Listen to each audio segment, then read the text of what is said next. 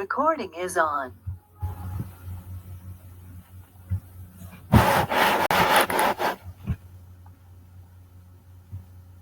Bueno, se está grabando la clase. Bueno, pues informarles de que no vamos a tener clase, se va a suspender la clase. Eso más que todo, bueno, a esta hora ya no tiene mucho sentido, ¿no? Pero en la semana lo que hemos estado haciendo, a pedido de muchos estudiantes por los exámenes teóricos que han tenido, pues han pedido de que se les dé cierta consideración, cierta libertad en la clase, ¿no? Entonces, a raíz de eso, pues hemos ido suspendiendo las clases de los grupos de la semana. Y para tratar de que con todos los grupos se haga lo mismo, pues lo vamos a hacer también con el grupo, ¿ya? Entonces vamos a suspender la clase. Sin embargo, recordarles de que todas las semanas tenemos tareas, ya todas las semanas. Eso no puede cambiar, ¿no? La tarea de esta semana es una tarea fácil, es una tarea sencilla, que consiste en hacer un informe de un botiquín de primeros auxilios, ¿ya? A ver, les explico. Lo primero que tienen que hacer es, ustedes tienen que leer botiquín de primeros auxilios. Ustedes se van a informar qué es un botiquín de primeros auxilios y cómo normalmente está compuesto un botiquín, ¿ya? Una vez que ustedes sepan esa información, lo que van a hacer es ahora diseñar su propio botiquín. Entonces, yo diseñaré, ¿no? Botiquín de primeros auxilios de Víctor Gutiérrez Rical. Y yo haré todo lo que yo quiero que tenga mi botiquín. Botiquín mío, botiquín de mi casa, ¿no? Entonces, ¿qué quisiera que tenga ese botiquín que va a ser de propiedad mía en mi casa? ¿Ya? Entonces, eso lo voy a plasmar en un documento. Doctor, ¿Sí? una pregunta, discúlpame. ¿Qué es botiquín? El botiquín es, bueno, tal vez con otro nombre lo conozcan, pero es algo que tenemos en la casa donde hay medicamentos, insumos para atender emergencias, ¿ya? Entonces es como la cajita de primeros auxilios. Entonces hay en un lugar en la casa donde guardamos gasas, algodones, alcohol iodado, agua oxigenada, tela adhesiva, tal vez incluso algunos medicamentos, ¿no? Entonces, cuando el paciente tiene algo o cuando alguien se hace alguna herida, lo que hacemos es vamos a ese frasco, a esa caja, a ese botiquín y sacamos todos esos insumos para atender al paciente, ¿ya? El botiquín no es más que un recipiente donde ustedes van a poner todo lo que se necesite para atender a un paciente de emergencia. ¿Me entendió? Sí, doctor, muchas gracias. Ya. Bueno, entonces van a hacer un documento donde ustedes van a poner qué quieren que ustedes tengan su botiquín, ¿ya? Lógicamente, este botiquín hay que clasificarlo, lo ideal, ¿no? O sea, no lo van a hacer un listado así, todo mezclado. Entonces es mejor clasificarlo. Antisépticos, medicamentos, insumos, tal vez incluso algunos instrumentales que ustedes quieran, ¿verdad? También pueden ponerlo, ¿ya? Entonces, hacen el listado y lo van a enviar ese documento como tarea de esta semana, ¿ya? La otra cosa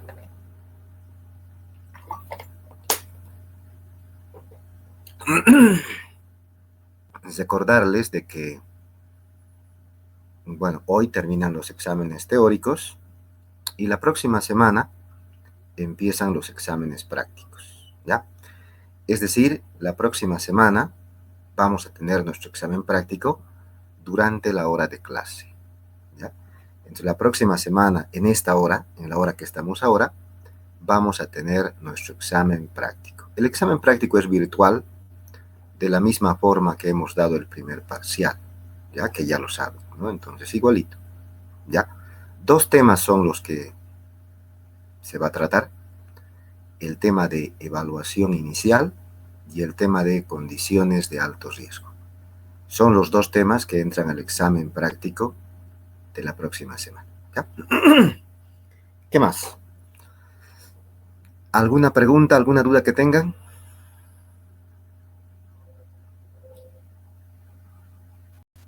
No, doctor. Nada, ¿verdad?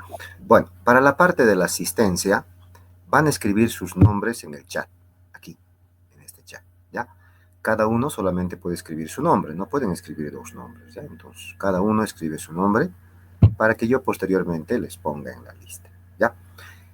Si bien estamos suspendiendo la clase, pues en sí no es una suspensión, porque si suspendemos la clase hay que reemplazar, ¿no? Entonces, vamos a poner unos videos, un video de la clase del TEC, para reforzar un poco el tema de TEC, ¿ya? Entonces, la clase se está grabando y esa grabación del video y demás, yo lo voy a subir posteriormente a la plataforma, ¿de acuerdo? Bueno, jóvenes, entonces, nada más, hasta la próxima semana, cualquier cosa estamos en contacto y esperemos siempre, Dios mediante, estemos bien para continuar, ¿ya? Hasta la próxima. Próxima semana, buen fin de semana, doctor. ¿Perdón? ¿Qué decía? Nada, ¿no?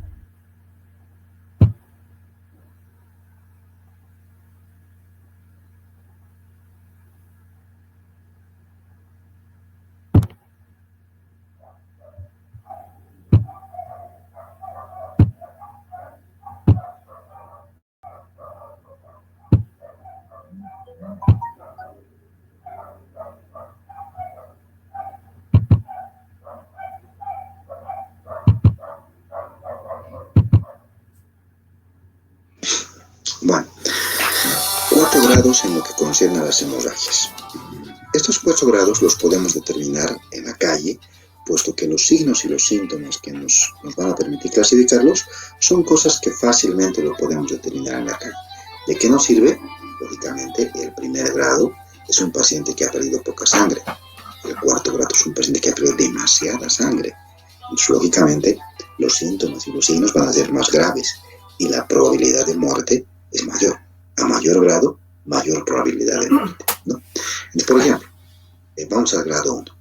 El grado 1 prácticamente pierde menos del 15%, es decir, pierde menos de 750 cc de sangre, casi medio litro, se podría decir, ¿no?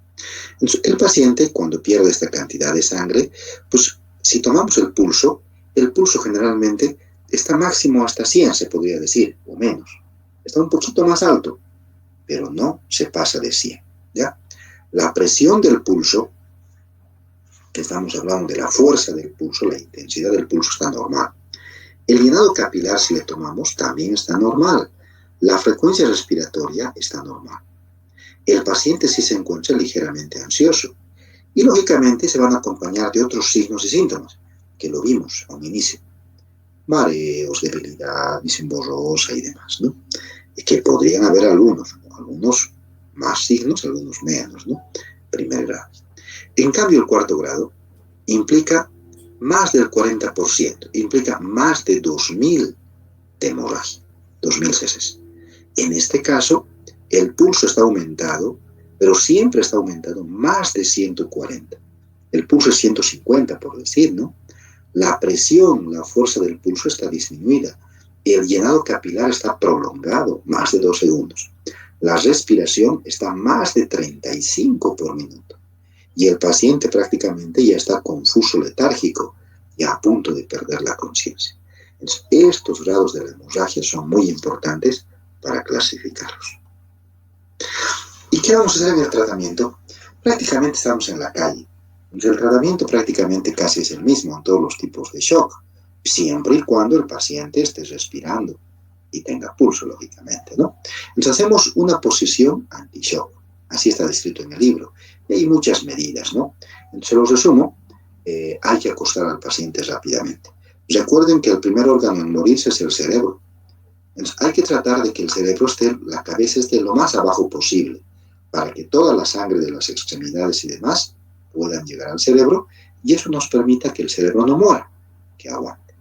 Acostar al paciente y que la cabeza siempre esté más bajo que el resto del cuerpo. Hay que conservar una vía aérea permeable. Permeabilizar la vía aérea si es que el paciente ya está entrando en inconsciencia, para evitar que la lengua lo tape la vía respiratoria. Evitar movimientos bruscos, en especial de huesos fracturados, ya que por ahí podría estar sangrando el paciente, ¿no?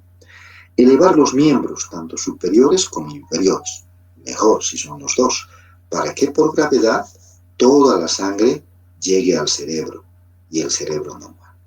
Hay que cubrir al paciente para evitar el enfriamiento. De hecho, que el paciente con hemorragia o con algún otro shock va a estar frío por la vasoconstricción y demás. Entonces hay que calentar al paciente, cubrirlo. Aflojamos prendas de vestir, cinturones, corbatas, corpiños, bueno, cualquier prenda de vestir ajustada que tenga el paciente, ya que estas prendas disminuyen la circulación hacia la cabeza. Propiciamos un ambiente puro, hay que mover lo menos posible a la paciente y muy importante, hay que dejarlo en NPO. ¿Qué quiere decir NPO? Nada por vía oral, no darle nada. Si el paciente está consciente y pide líquido, le podemos dar líquido, pero en sorbos, de a poquito. Cuanto más se tome, hay mayor riesgo de que vomite. Bueno, y entramos a la última condición de alto riesgo, la más interesante. Bueno, es el TEC, traumatismo encefalocraneal. ¿Ya? Vamos a ver algunos detalles anatómicos y fisiológicos para poder entender bien, ¿no?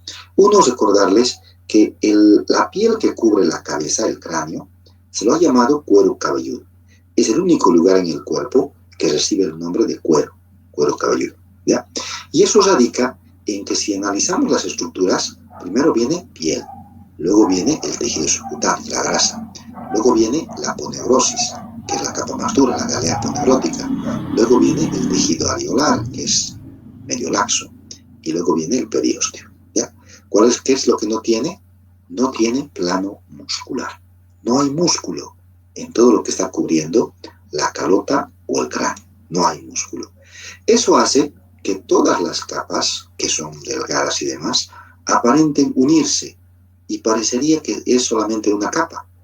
Cuando hay una herida y demás en la cabeza, es muy común que la herida llegue hasta el hueso. Y cuando queremos suturar, solo encontramos una capa. De ahí el nombre de cuero. Parecería un solo cuero, que es más grueso, lógicamente. De ahí se lo ha denominado cuero cabelludo. Bueno, normalmente el cráneo, toda la cabeza, diríamos, el cráneo, se divide en dos, todo lo que es la cabeza. Entonces, desde aquí para allá, esto es el cráneo y esto es la cara. Los huesos de la cara y los huesos del cráneo, ¿ya? Entonces, aquí hay una línea. Esta línea vendría siendo la base del cráneo y esta de acá vendría siendo la calota y la base del cráneo, ¿ya? En la base del cráneo, si nosotros lo vemos por arriba, vamos a ver así. Esta es la base del cráneo, esta imagen de acá, ¿no? La base del cráneo, verán, tiene muchas estructuras que son rugosas. La calota es lisa, pero la parte de la base es rugosa, tiene asperezas y demás, la base del cráneo, ¿ya? Bueno, muy importante. De todo lo que es el cráneo, recordarles que el hueso más frecuente en fracturarse es el temporal. Este es el que más se fractura, puesto que el temporal es uno de los huesos más delgados. Se puede fracturar todo, frontal, occipital y demás, pero el que más se fractura es el temporal porque es más delgado, ¿ya? Cuando hay traumatismo de cráneo, el TEC, traumatismo encefalocraneano, una de las fracturas muy frecuentes es la fractura de base de cráneo. Así se la llama, fractura de base de cráneo. Entonces, esta es la base del cráneo. Cuando hablamos de fractura de base, quiere decir que esto se ha fracturado, ¿ya? Y de esta parte, ¿cuál es la que más se fractura? Lo mismo, el temporal. El temporal forma parte de la calota y también forma parte de la base. Es más, dentro del temporal se encuentra el sentido del oído.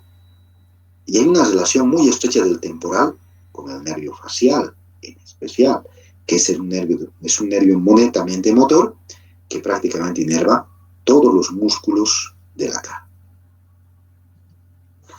El cerebro normalmente está cubierto de capas, a las cuales se los ha llamado meninges. Son 3 capas en estas meninges, ¿no?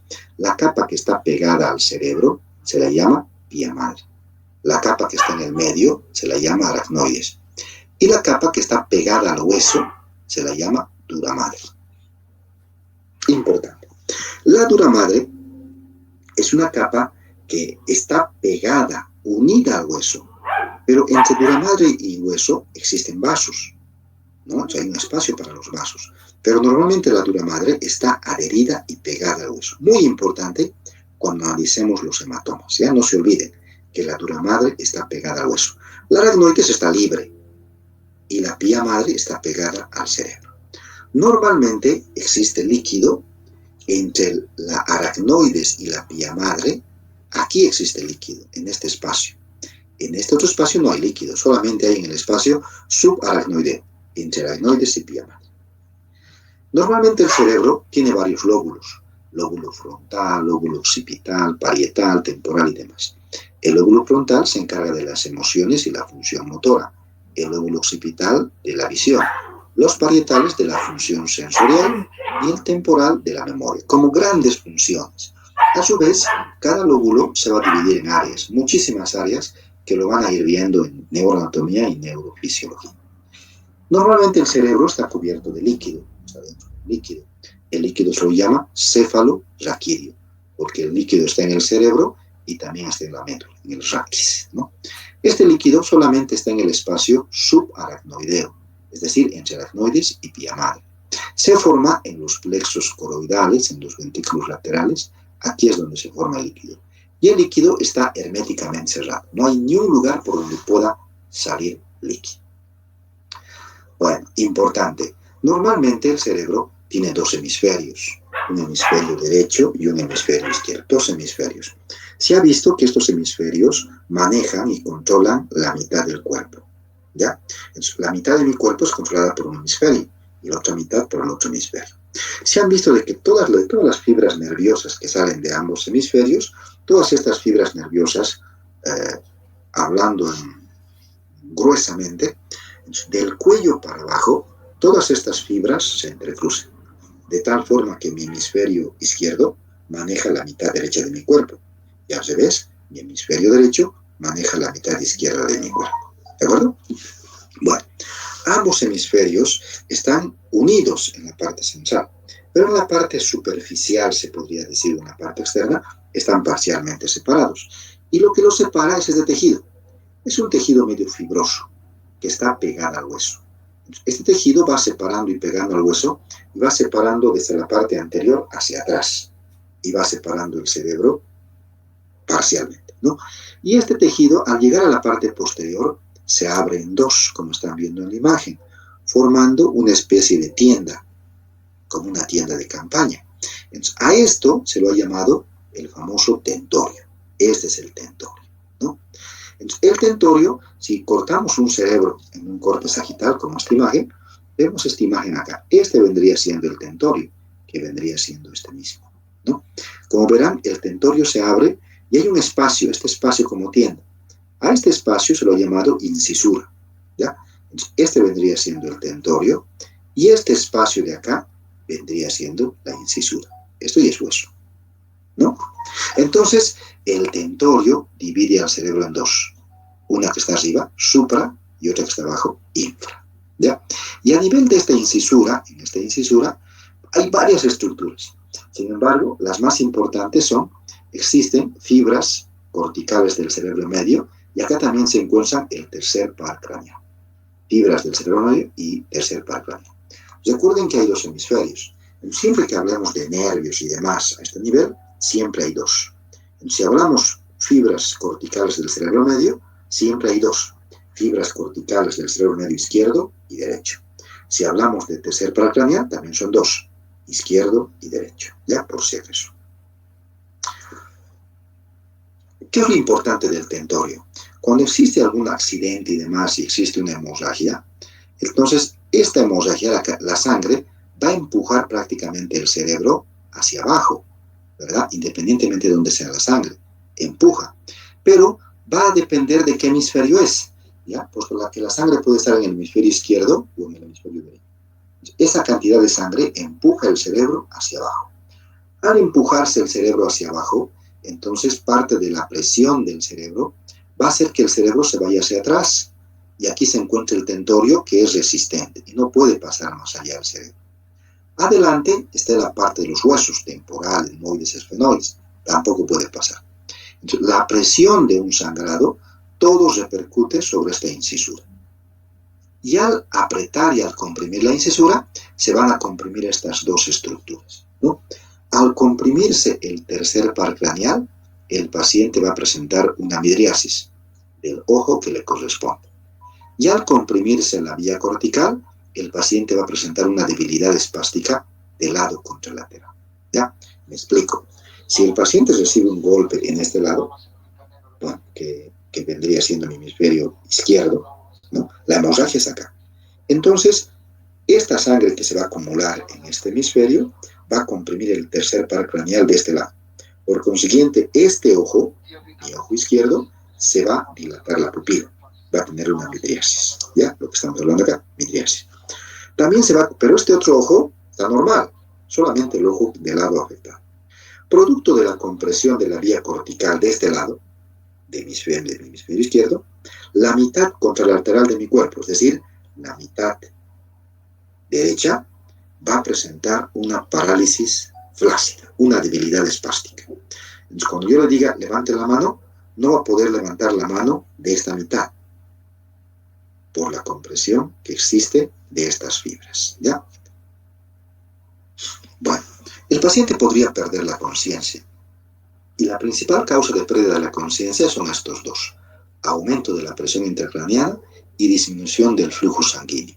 Aumenta la presión intracraneana por una hemorragia dentro del cerebro. Esa hemorragia aumenta la presión y prácticamente el paciente pierde el conocimiento.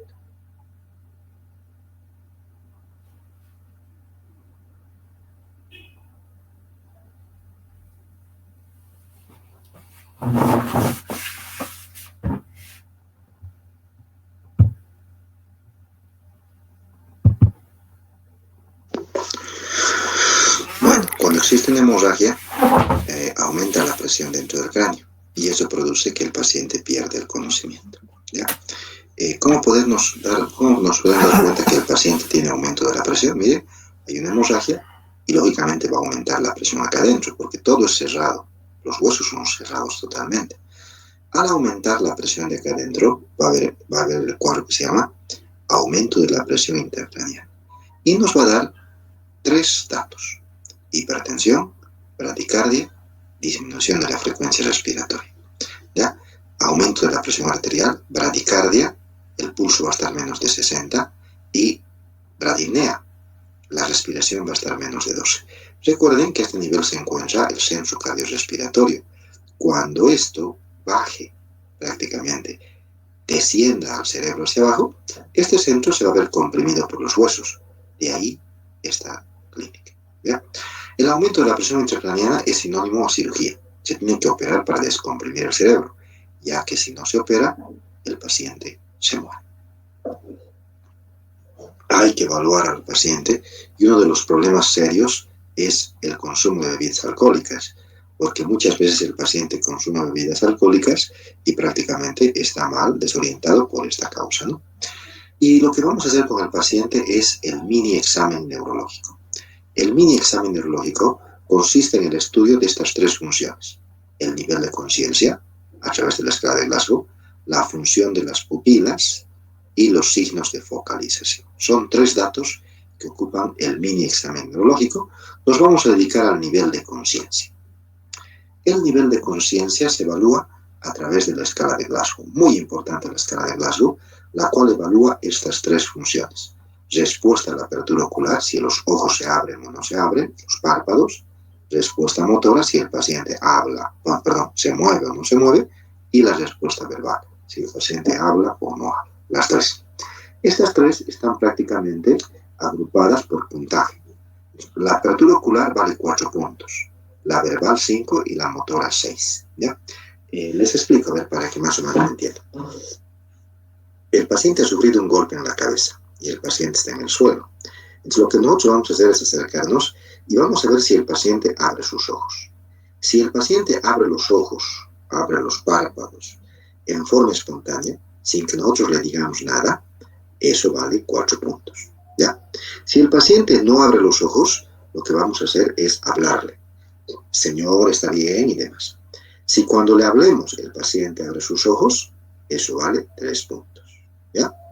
Le hablamos y no abre los ojos. ¿Qué hacemos? Ahora le hacemos un estímulo del dolor, le pellizcamos. Si cuando yo le haga el dolor el paciente abre sus ojos, este vale 2 puntos. Y si no abre para nada, pese a todo lo que he hecho, eso vale 1 punto. ¿Ya? Entonces, apertura ocular. Respuesta verbal. Vamos a preguntar al paciente, pero ahora sí tenemos que analizar la respuesta que el paciente nos dé. ¿Ya? Si el paciente está orientado, vale 5 puntos. Decimos que el paciente está orientado, tiene que estar orientado en tiempo, espacio y persona. ¿Ya? En tiempo, tiene que saber qué día es hoy, ¿ya? O qué año es, o qué mes es. Alguna pregunta en relación al tiempo, ¿ya? Espacio, tiene que saber dónde está. Entonces le preguntaremos dónde se encuentra, ¿ya? Y persona, tiene que saber quién es. Le diremos quién es, cuántos años tiene. Bueno, y así preguntas en relación a los 3. Si contesta bien, 5 puntos. Si el paciente está confundido, 4 puntos. Yo le puedo decir, señor, ¿qué día es hoy? Y me dice, hoy creo que es lunes, pero hoy es viernes. Eso vale 4 puntos. Eso implica que está confundido. Si me da una respuesta inapropiada, eso vale 3 puntos. ¿Ya? Yo le pregunto, señor, ¿cuál es su nombre? Y me dice, quiero irme a mi casa. Pero dígame, ¿dónde vive? Quiero irme a mi casa. Entonces, no hay una relación entre pregunta y respuesta. A eso equivale una respuesta inapropiada. 3 puntos. Respuesta incomprensible vale 2 puntos. Eso implica que yo le pregunto al paciente, ¿cuál es su nombre? Y el paciente dice, rar. Solamente hace ruido. No se le entiende. 2 puntos. Y si no habla nada, ni siquiera con ruido, 1 punto. ¿Ya? Respuesta motora. Obedece órdenes. Le daré una orden. Señor, ¿puedo tocarse la mano? Perdón, ¿puedo tocarse la cabeza? Ah, eso vale 6 puntos. Obedeció la orden. Si no obedece la orden, le voy a hacer un estímulo del dolor. Yo le puedo pellizcar el hombro. ¿Ya? Si cuando yo le haga el dolor, el paciente levanta la mano, agarra mi mano y me bota, está localizando el dolor. Eso vale 5 puntos. ¿Ya? Si solamente retira, vale 4. Yo le pellizco acá y solamente mueve el hombro. No dirige las manos. Eso solamente vale 4. Si el paciente hace signos de una flexión anormal, ese es un signo de decorticación, que vale 3 puntos. Entonces, cuando yo le haga el dolor, el paciente va a flexionar ambas manos. Eso sí, es sinónimo de que la corteza cerebral ya no sirve. Y si hace una extensión, es decir, ya también lo jala, eso es un signo de descerebración, que el cerebro ya no sirve. Vale 2 puntos. Y si no hace ningún movimiento, vale 1 punto. ¿Ya? Escala de Glasgow. El Glasgow sirve, si el Glasgow es más de 12, es un TEC leve. Si el Glasgow es de 9 a 12, es moderado. Y si es menos de 12, es severo. Se dice que un paciente está en coma cuando su Glasgow es menor a 8. También decimos que el paciente es un TEC severo cuando el Glasgow es menos de 8, pero también cuando tiene estos signos: pupilas desiguales, examen motor desigual, la mitad del cuerpo puede mover, la otra mitad no. Herida con pérdida de líquido cefalorraquídeo, que puede salir por el oído o por la nariz líquido claro. Deterioro neurológico, que es cuando el Glasgow se viene empeorando. Fractura de cráneo deprimida. Le tocamos la cabeza y hay como una especie de hundimiento del cráneo. También nos indican que es un TEC severo. Se llama deterioro neurológico cuando el Glasgow disminuye en 2 puntos y el dolor de cabeza va a aumentar y el diámetro de la pupila, de una pupila solamente, se va a dilatar y la mitad del cuerpo se va a empezar a disminuir la fuerza muscular. A esto se llama deterioro neurológico. Decimos que el paciente está con fractura de cráneo. Es difícil tocar. En algunos casos se puede tocar hundimientos, pero después es muy difícil percibir una fractura. Una de las fracturas más frecuentes en el cráneo es la fractura de base del cráneo, la fractura de la base del cráneo. ¿Ya? ¿Cómo nos podemos dar cuenta que el paciente tiene fractura de base del cráneo?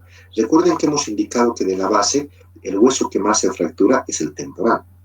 Y cuando se fractura el temporal, podemos tener una parálisis facial del lado fracturado, izquierdo o derecho. La mitad de la cara se va a ver paralizada porque el facial es un nervio motor. Sordera unilateral de un solo lado. Otolicorraquia. Va a salir un líquido claro por la nariz, líquido cefalorraquídeo. Rinolicorraquia, perdón, otolicorraquia es por el oído y la rinolicorraquia es por la nariz. Estos nos indican que la base del cráneo se ha fracturado. ¿Ya? Además de estos tenemos los ojos que son equimóticos, ambos párpados, el signo de los ojos de mapache o los ojos de panda. También tenemos una mancha equimótica azulada detrás del oído, en la apófisis mastoides. A este se llama el signo de battle o el signo de batalla, que está acá. Bueno, dentro de lo que es los cuadros, podemos tener hematomas. El hematoma es la acumulación de sangre. Vamos a ver dos hematomas. Hay más, pero en la calle solo podemos distinguir dos. El hematoma epidural. El hematoma epidural ocurre entre la dura madre y el hueso. Recuerden que la dura madre está pegada al hueso y acá se encuentra la arteria cerebral. ¿Ya? Entonces, siempre el paciente sufre de un golpe en la cabeza que hace que esta arteria se rompa y va a empezar una hemorragia. Pero como la dura madre está pegada al hueso, esta hemorragia tarda en separar la dura madre. Lo que el paciente tiene es, en cuanto ha surgido el golpe, el paciente se ha desmayado. Pero el paciente recupera la conciencia y sabe todo. Sabe quién es, dónde vive, absolutamente. Un Glasgow de 15, pero ha perdido la conciencia, ¿no?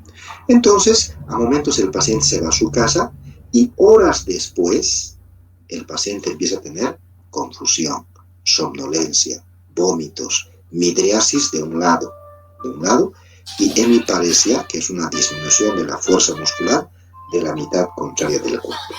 Este es el hematoma epidural. El hematoma subdural, este ocurre debajo de la dura madre, entre aracnoides y dura madre, y aquí se encuentran venas. Aquí sí, en cuanto ocurre la ruptura de la vena, ese rato el paciente entra en coma.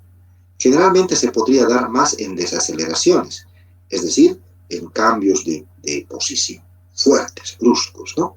Entonces, inmediatamente viene la hemorragia, que inmediatamente el paciente entra en coma, una pupila se dilata y la mitad del cuerpo se paraliza, como vimos en el cuadro anteriormente, ¿no? ¿Cómo hacemos el manejo de las víctimas? Bueno, pues aseguramos una vía aérea permeable. Entonces, de hecho que cuanto más fuerte sea el trauma, hay que inmovilizar la columna cervical, porque hay riesgo de lesión de la columna cervical. Entonces, hay que asegurar una vía aérea permeable, porque recuerden que si el paciente pierde la conciencia, la lengua se vira hacia atrás y lo va a tapar la vía respiratoria. Entonces, hay que brindar buena oxigenación, hay que inmovilizar el cuello y hay que evitar la broncoaspiración, ¿ya? Estos pacientes se pueden complicar con vómitos.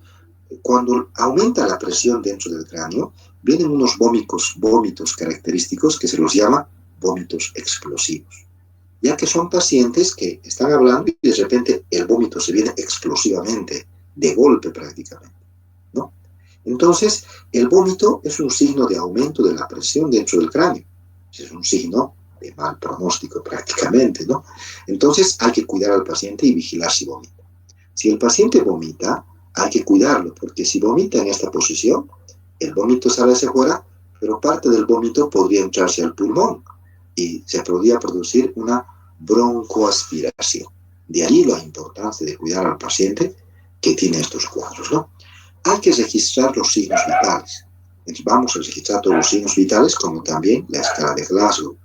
Y estos signos vitales y la escala de Glasgow hay que ir repitiendo, porque el paciente podría tener en este momento 15 de Glasgow, pero a la media hora podría ya estar con 10, a lo cual se llama deterioro neurológico, ¿no?